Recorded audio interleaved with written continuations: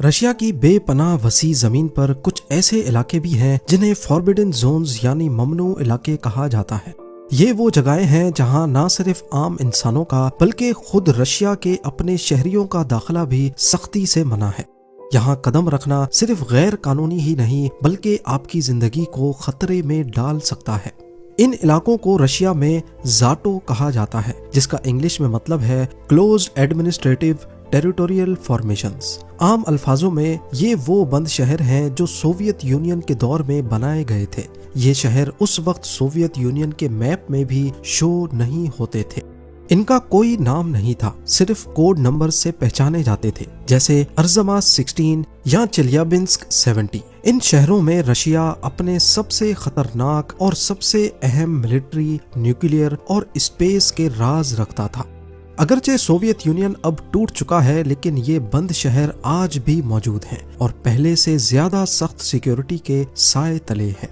इन तमाम बंद शहरों में सबसे ज्यादा पुरअसरार और खौफनाक नाम है मिज़गोरिये।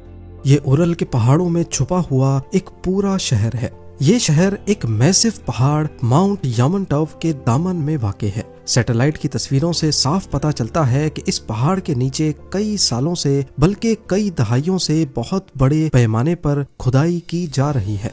अमेरिका समेत पूरी दुनिया के इंटेलिजेंस एजेंसीज का मानना है कि रशिया यहाँ जमीन के नीचे एक बहुत बड़ा बंकर कॉम्प्लेक्स या अंडरग्राउंड कमांड सेंटर बना रहा है। कुछ थ्योरीज कहती हैं कि ये एक डूम्सडे वॉल्ट है जो न्यूक्लियर जंग की सूरत में रशियन हुकूमत और एलीट को पनाह देगा। जब भी रशियन हुकूमत से इस बारे में पूछा जाता है, वो कहते हैं कि ये सिर्फ एक माइनिंग साइट है या फूड स्टोरेज फैसिलिटी।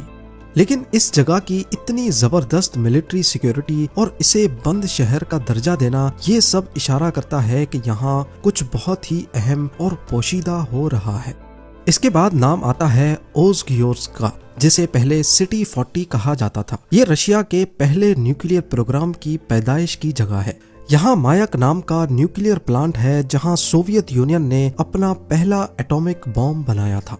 ये जगह इतनी खुफिया थी कि यहाँ के रहने वाले 1990s तक मुल्क के बाकी हिस्सों से बिल्कुल कटे हुए थे।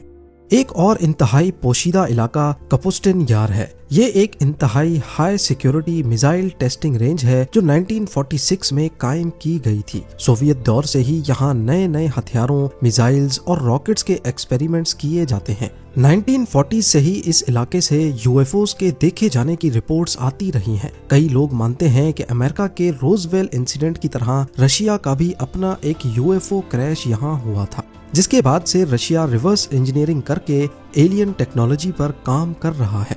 पर हकीकत क्या है ये तो शायद ही कभी पता चल सके। लेकिन कपुस्टिन यार आज भी दुनिया की सबसे पोशीदा मिलिट्री साइट्स में से एक है।